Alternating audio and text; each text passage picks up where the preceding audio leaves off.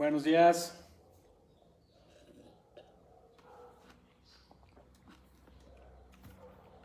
¿Cómo están? Buen sábado. Un gusto saludarles. Aquí en la lluvia. Recargando pilas. Vengo de dar clase. De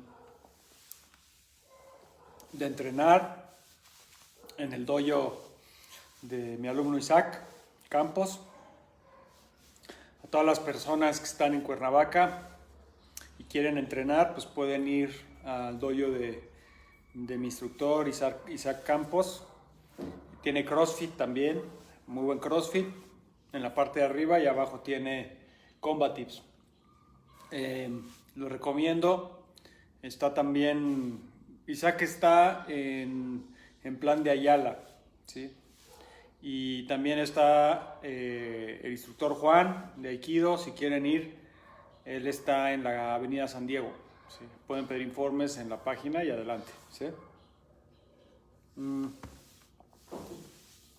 Espero se encuentren muy bien. Me es un gusto saludarles. Y bueno, un poco tarde para la mañanera del sábado de Combatives, pero aquí estamos, ¿sí? En esta ocasión quisiera hacer una reflexión interesante sobre los rituales marciales, las costumbres, los rituales, los protocolos, y no nada más marciales, sino los rituales en general. Hay un libro que se llama La desaparición de los rituales, de Byung-Chul Han. Byung-Chul Han es un filósofo coreano, actualmente radica en Berlín, un gran filósofo. Tiene varios textos muy interesantes, se lo recomiendo ampliamente. Byung-Chul Han se hizo famoso con el libro de la Sociedad del Cansancio, pero tiene, por ejemplo, El aroma del tiempo. Hay uno que es la desaparición de lo bello, de la belleza, no recuerdo bien el nombre. Zen, budismo, tiene uno de Zen. Tiene este de la desaparición de los rituales. Topología de la violencia, que es un textazo increíble. O sea, realmente es un gran pensador, Byung-Chul Han. Se los recomiendo. Y hay un libro, como les estaba diciendo de él, que se llama La desaparición de los rituales, que habla sobre...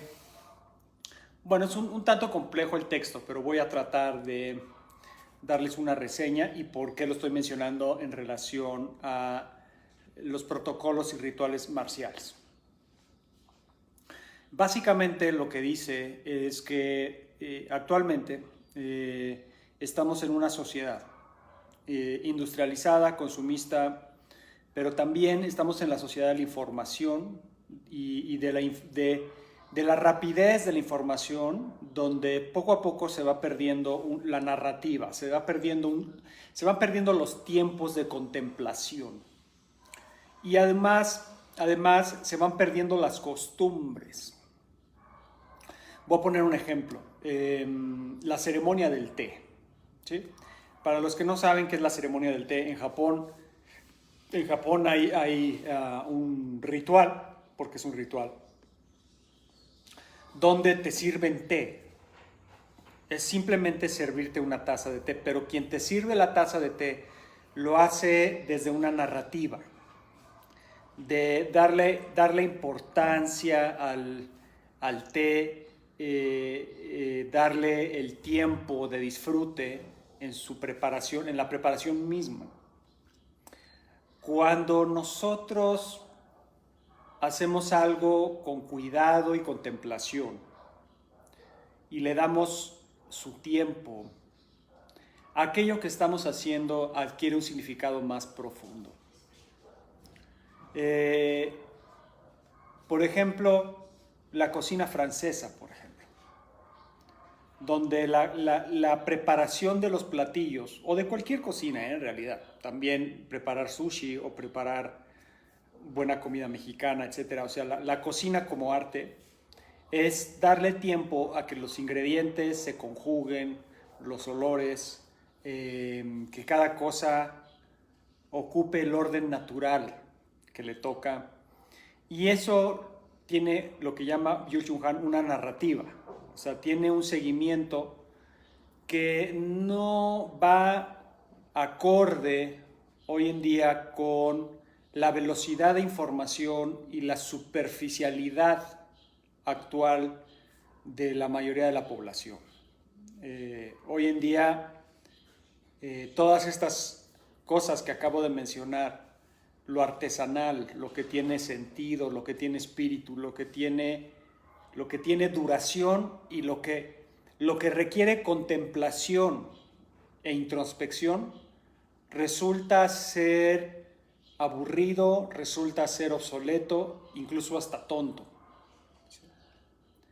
Me parece, más de una ocasión he observado y he escuchado y me han llegado comentarios sobre cosas que reflejan la superficialidad de la persona. No nada más su poca inteligencia, porque sí hay personas que carecen de inteligencia y pues no se les puede reclamar nada. Alguien que estás hablando y no te entiende y por eso se burla porque no te entiende, o le parece ofensivo porque es selectivo en lo que escucha y porque su intelectualidad es muy baja, pues ni modo, no es su culpa, así nació, ¿sí? Estúpido. ¿Sí? Pudiera ser que con el estudio pudiera ser, pero hay gente que ni estudiando, o sea, hay gente que ya más bien, pues, quédate en tu realidad y ahí quédate. ¿Sí? Pero hay otras personas que tienen todas las capacidades intelectuales, cognitivas para entender, pero no quieren entender porque les da flojera, porque les resulta aburrido y obsoleto algo que tenga profundidad, algo que tenga sentido más allá de la velocidad de la información. Estamos en una sociedad totalmente utilitaria, o sea, funcionalista. Lo que se puede utilizar, lo que tiene función, tiene sentido. Lo que es lúdico, lo que va en el ámbito del espíritu, lo que va en el ámbito del arte y de la reflexión, y voy a decir del ocio, pero con propósito, introspectivo, etcétera, es visto como, pues, es filósofo, es esto, es el otro, y no se le presta atención, lamentablemente. Ustedes vean las redes, la velocidad con la que las redes se mueven, las imágenes. Tú ves Instagram y son cientos y miles de imágenes que están bombardeando. Y bueno, vean TikTok. TikTok es una, otra. O sea, pasas de una cosa a otra.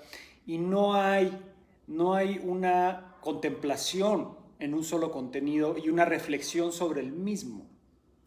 La sociedad actual cada vez es menos reflexiva y es más reactiva. Lo que buscan las dinámicas virtuales y mediáticas es la reactividad de las personas, que tengan una reacción emocional a. No buscan que la persona reflexione, no buscan que la persona contemple y le dé profundidad a su criterio.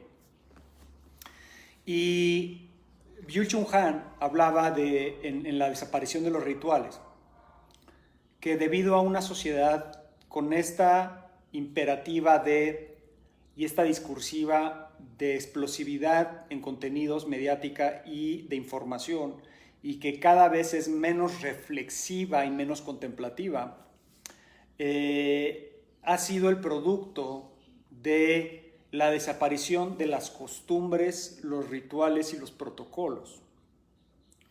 Hoy en día, por ejemplo, los modales sentarte, por ejemplo, el mero hecho de sentarte a comer.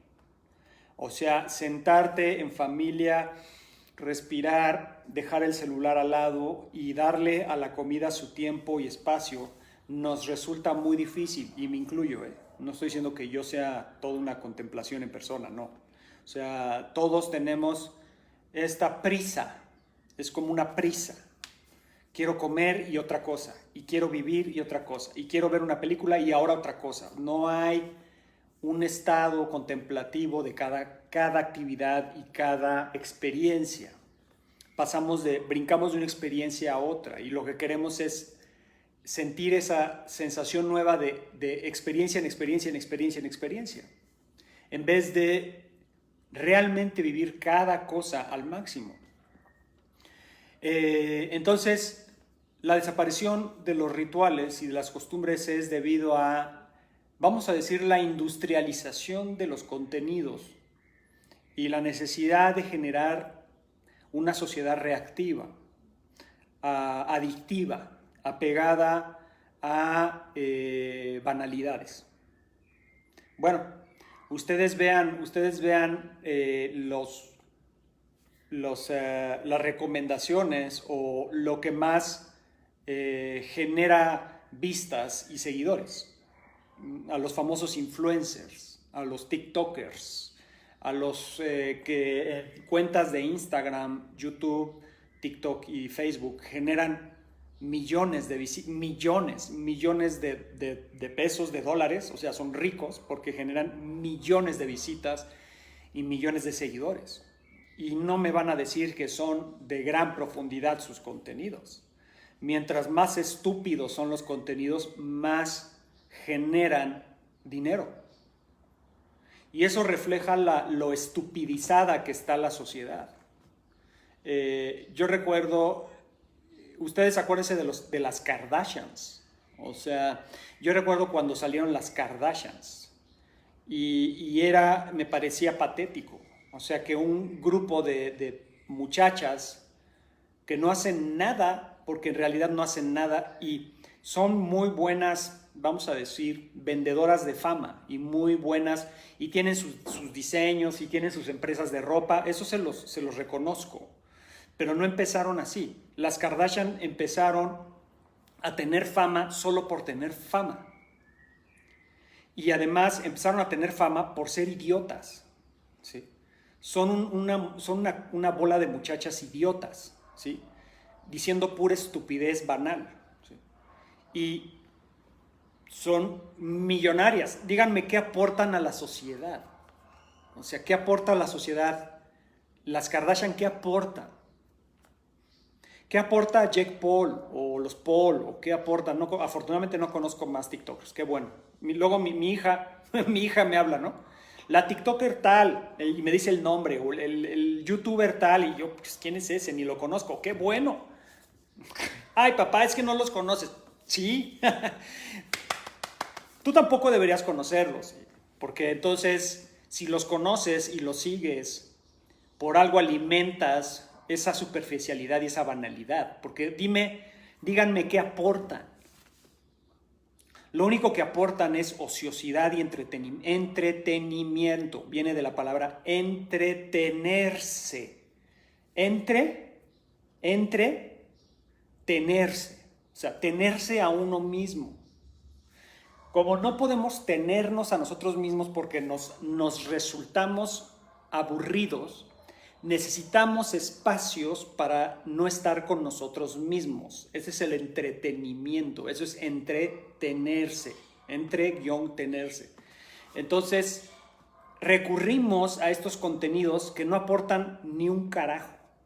O sea, no te vuelves más inteligente. Déjenme decirles que no te vuelves más inteligente viendo a la Kardashians o a los Paul o a los otros TikTokers que afortunadamente no conozco. Porque analiza lo que aportan, no aportan absolutamente nada. Y los contenidos o las personas que aportan contenidos que requieren de reflexión, que retan al espectador a la introspección, a la investigación y al criterio, son los que menos visitas tienen. No resultan atractivos para una sociedad estupidizada en el flujo de la información y en la reactividad emocional, ¿sí? Entonces, estamos educando y reprogramando nuestro cerebro para reaccionar a una explosividad informativa sin ningún contenido ni profundidad. Entonces, Byung-Chul Han habla de cómo los rituales en su época y las costumbres, vamos a decir, eran instrumentos de contemplación. Por ejemplo, la ceremonia del té. La ceremonia del té lo que requería es de que tú te sientes y des espacio al tiempo, a que el tiempo madure, a que el té se prepare. E incluso en el tomar el té, a la hora de tomarlo, lo tienes que tomar de cierta manera. Es todo un ritual, es todo un protocolo. Te tienes que sentar de cierta manera en un cuarto. Una persona que está preparada para hacer el ritual del té mueve las manos hacia una dirección, hace ademanes con las manos, prepara, sirve el agua, echa el matcha, echa todo, o sea, hace todo un proceso para preparar una simple taza de té. Entonces, cuando tú tomas ese té, te sabe a tiempo, te sabe diferente. A diferencia de tomar un té que haces así nada más, ¿no? O sea, no es lo mismo, vamos a decirlo así, que que te comas una ramen en un lugar donde ese caldo estuvo hirviéndose por 24, 48 horas y el experto en ramen estuvo haciendo todo un proceso para generar una sopa que cuando la tomas te sabe a gloria. Es muy diferente eso a tomar una Maruchan. Sí. Y hemos llegado a un punto donde las nuevas generaciones, e incluso mi propia generación y anterior, prefieren, y no es una cuestión de dinero, porque mucha gente dice, es que es un lujo. No estoy hablando de lujos. Las personas deliberadamente prefieren la Maruchan. Tú le pones a una persona muchas veces una Maruchan que pueden preparar en un microondas rápido, o le das la opción de preparar algo que va a tener tiempo, va a requerir tiempo y esfuerzo y un proceso artesanal. Y muchas personas son tan superfluas que van a decir, no, la Maruchan, ¿para qué? Sabe igual. Sabe igual. O sea, a la gente le sabe igual todo. Le das una Maruchan y una ramen preparada así con un caldo de hace 48 horas, un concentrado de caldo y con verduras y bla, bla, le sabe igual. Ok, sigue comiendo Maruchan, no hay problema. No hay profundidad en tu vida, o sea, para ti todo te sabe igual. Ok. Entonces, el ritual, decía Byung-Chul Han, que el ritual y la costumbre se han perdido y que eso lamentablemente nos impide regresar a una contemplatividad, vamos a decirle así, cotidiana. Sí. Incluso se tipifica hoy en día el ritual y la tradición y el protocolo como algo obsoleto y estúpido. O sea, ¿para qué saludar a la entrada de un dojo si nada más vengo a entrenar? ¿Para qué decir una oración antes de comer si es solo comida? ¿Para qué hacer todo un ademán para servirme un té si solo es té? O sea, estamos en un proceso, estamos en una sociedad, repito, 100% utilitaria. No le vemos el espíritu a las cosas. Las cosas van perdiendo esa dimensión espiritual. Cuando refiero a dimensión espiritual, me refiero a nada esotérico o parapsicológico. Me refiero a que algo tenga un espíritu. En Japón y derivado de China también, es muy claro cómo no idealicen Japón. La mayoría de las nuevas generaciones en Japón incluso están perdiendo lo que estoy diciendo. No idealicen que tú vas a Japón y todo es contemplación y no, para nada. ¿Sí? Pero afortunadamente todavía encuentras tradiciones en Japón, tradiciones de estéticas, tradiciones de contemplación. O sea, tú vas con un máster que prepara sushi. O sea, vas con un verdadero maestro del sushi y es todo un ritual. O sea, te sientas y lo vas a ver. No hay prisa. O sea, no es tengo hambre y me quiero atragantar. ¿Sí? No es esa actitud vulgar. ¿Sí? Porque entonces es vulgar. Lo único que quiero es tragar. No quiero degustar la comida. Soy un puerco que quiere tragar porque soy naco. ¿Sí? O sea, no me refiero a eso. ¿Sí? Me refiero al proceso de degustar algo que te despierte algo más profundo a través de la comida.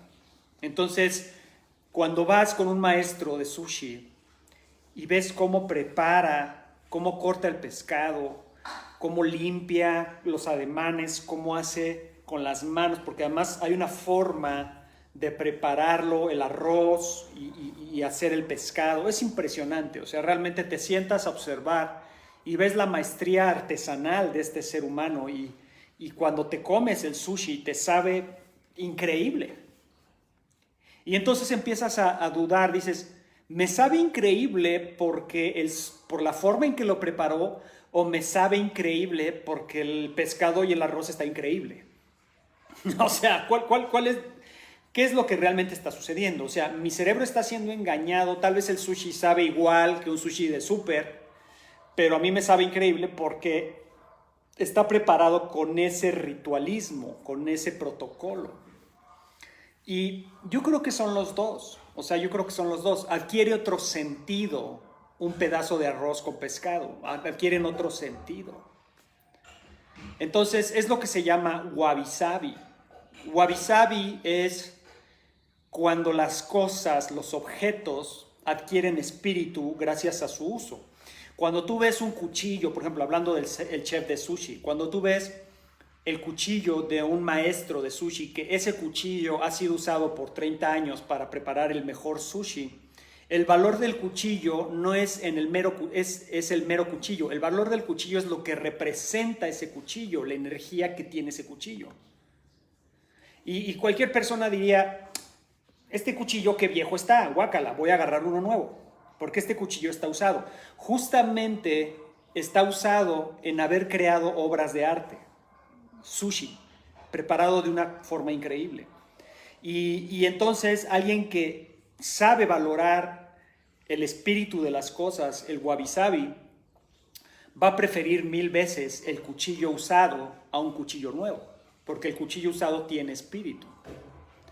Entonces, es esa la adquisición del sentido y la profundidad de los acontecimientos y las experiencias por medio de el ritual, por medio de la costumbre, por medio de la tradición.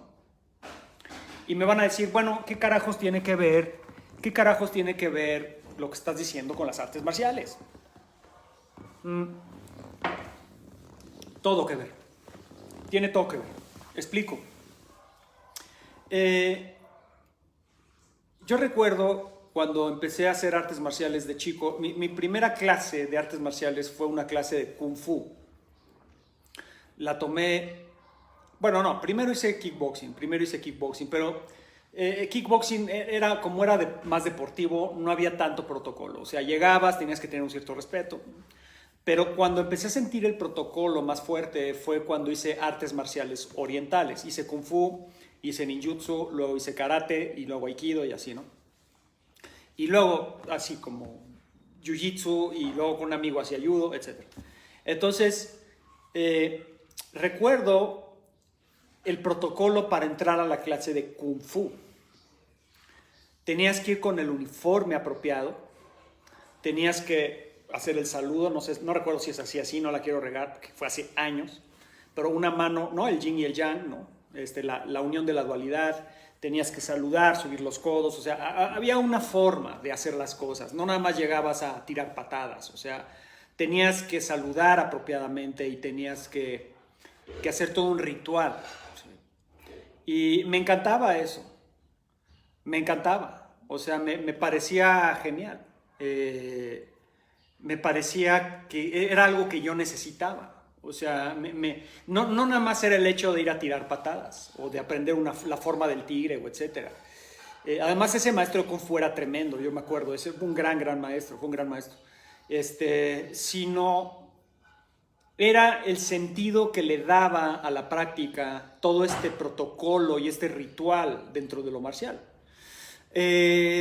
Luego, en el ninjutsu igual, tenías que ir con un uniforme, tenías que saludar a la entrada, hablarle de sensei, hablarle de usted al profesor sensei, no podías decir groserías, etcétera, etcétera. Y había todo un ritual atrás de las técnicas. Me acuerdo, técnicas de aire, las técnicas de fuego, las técnicas de agua, las técnicas de la tierra, etcétera. Y me parecía súper interesante, o sea, me parecía increíble. Decía, es que no nada más es la funcionalidad de combate, sino la espiritualidad que hay atrás. Luego tomé Tai Chi con otro maestro y lo mismo, o sea, el uniforme de Tai Chi, el saludo, la calma del movimiento, toda la mística que estaba alrededor era fantástico, realmente fantástico. Y luego Aikido, el Aikido, he tenido varios maestros de Aikido, japoneses, mexicanos y norteamericanos. Y afortunadamente me han tocado puros maestros extremadamente y radicalmente protocolarios. O sea, maestros que el protocolo es lo primero.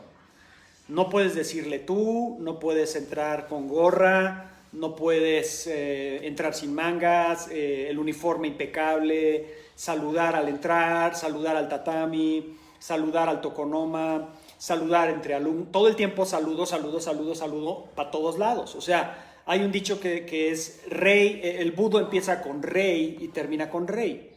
Y rey quiere decir cortesía, y cortesía quiere decir protocolo, quiere decir un estado de respeto y de entendimiento de lo que estás haciendo. Entonces, los japoneses dicen, el budo empieza con rei y termina con rei. O sea, antes de la práctica debes de hacer rei, seisan y rei. O sea, saludar desde seiza, ¿sí? Saludar parado. O sea, es todo un ritual.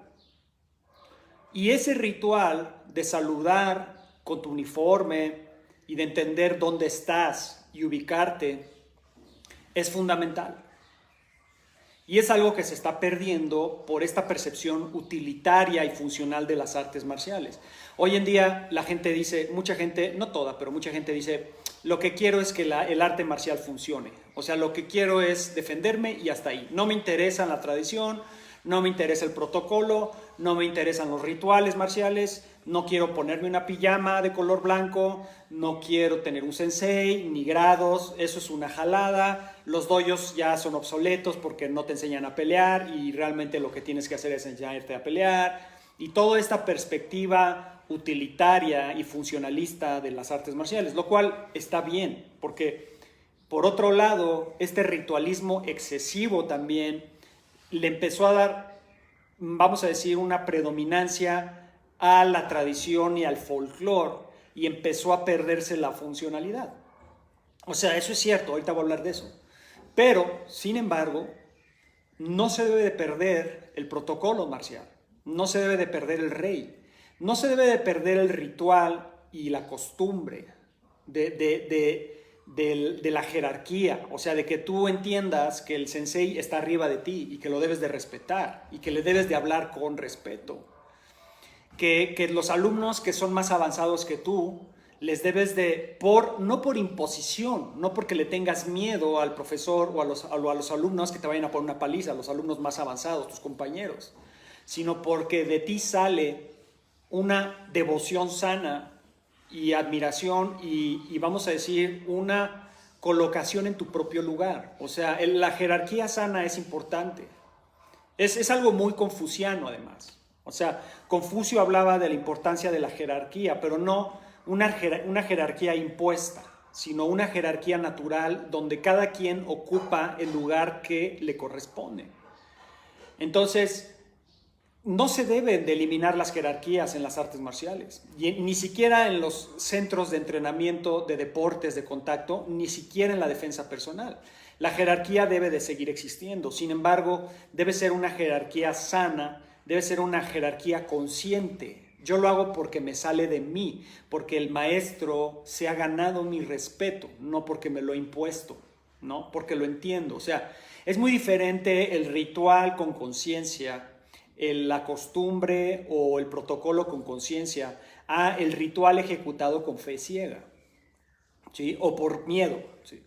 Entonces, yo recuerdo cuando en Japón, por ejemplo, era impresionante. Realmente tenías que pedir permiso para entrar a una clase, tenías que pedir permiso de cierta forma.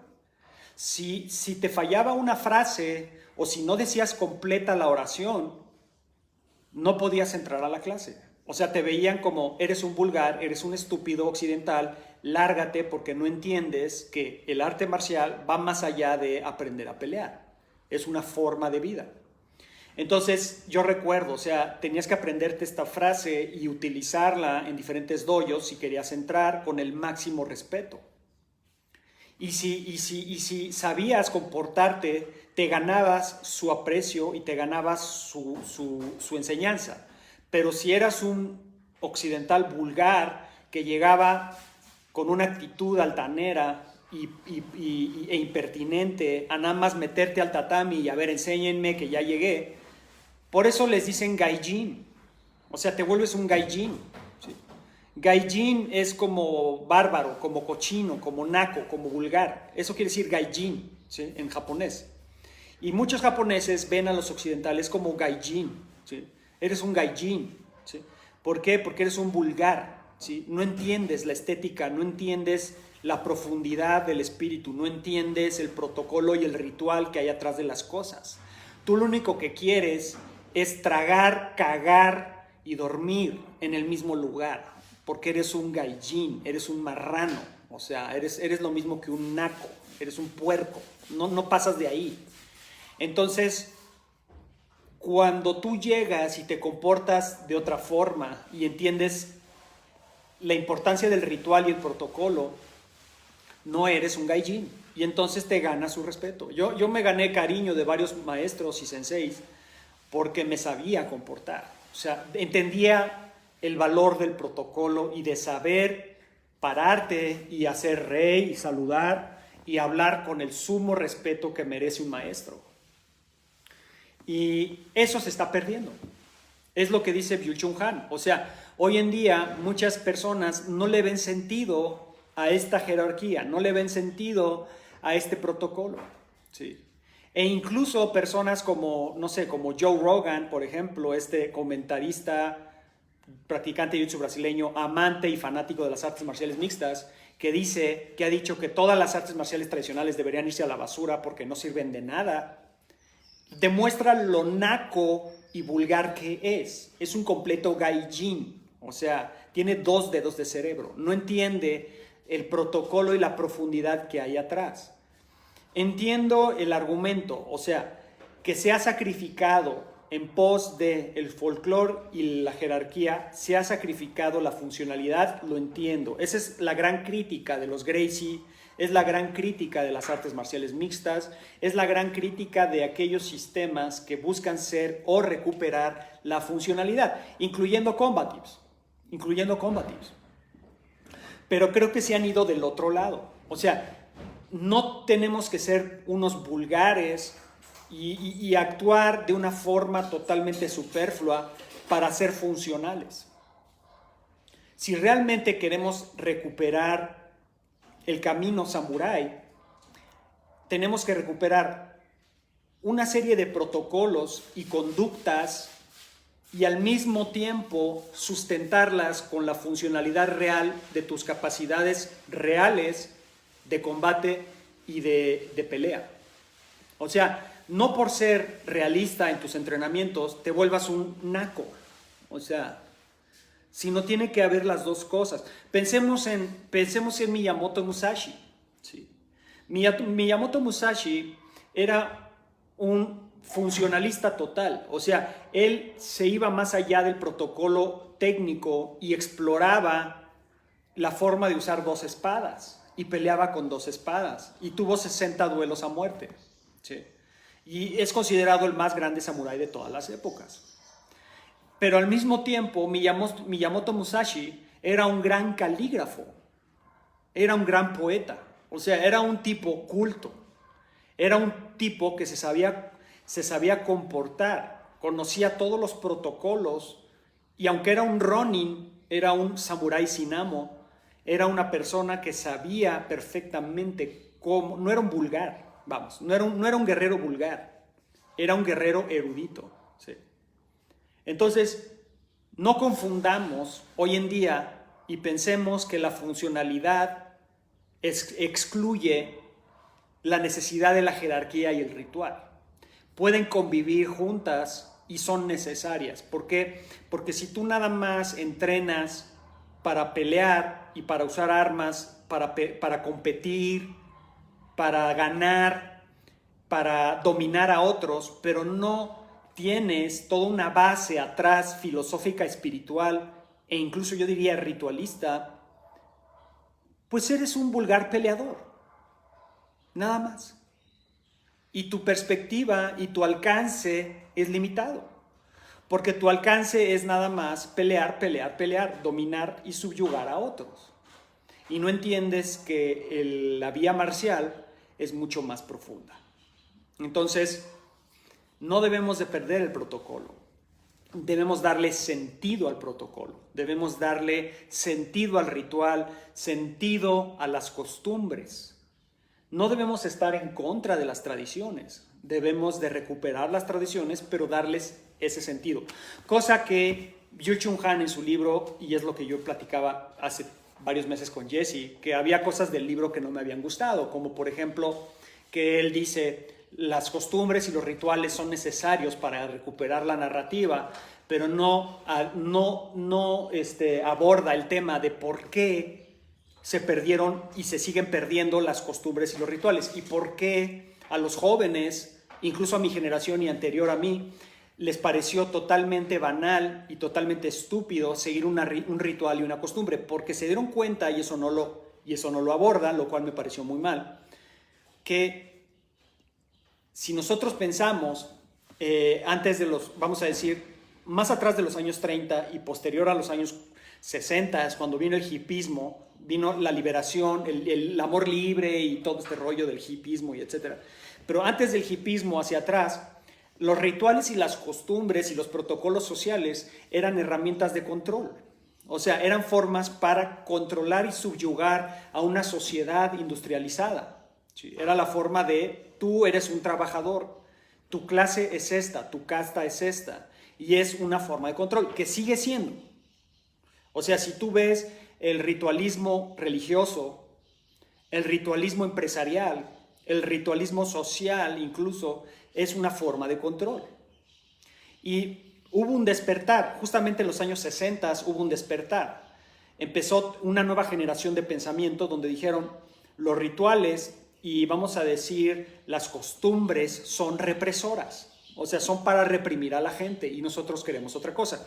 Y entonces empezaron a pelear por la libertad. El problema de los hippies en esa época es que se fueron de la libertad al libertinaje. O sea, si nosotros pasamos de los 60, 70, nos vamos directamente a los 80. Entonces pasamos de la época del sexo libre y la marihuana y peace and love y mejor hagamos el amor y no la guerra.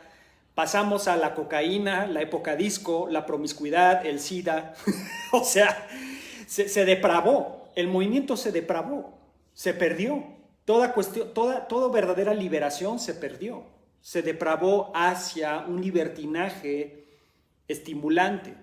Y si pasamos de los 80s a los 90s, la época del grunge, de Nirvana, la época de ya la combinación de las drogas, otro tipo de libertinaje comercial, industrializado, y luego nos centramos directamente a la era del internet y de las redes sociales, seguimos en un libertinaje. O sea, seguimos en una idea de que somos libres pensadores, cuando en realidad necesitamos que un TikToker nos diga qué es la tendencia y qué es lo que debemos de vestir, qué es lo que debemos de pensar y hacer.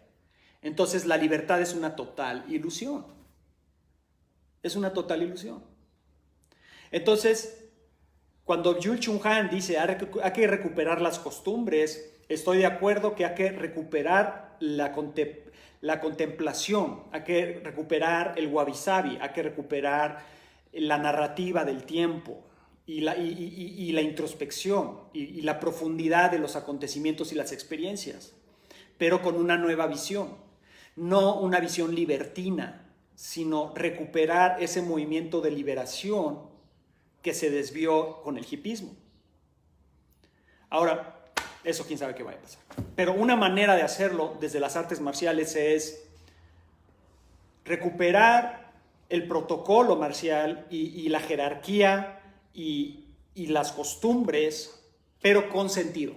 O sea, no como una herramienta de control, sino como una herramienta de conciencia. En fin, les dejo eso. Espero les revuelva el estómago y la cabeza y les haga pensar un poco. Hasta luego.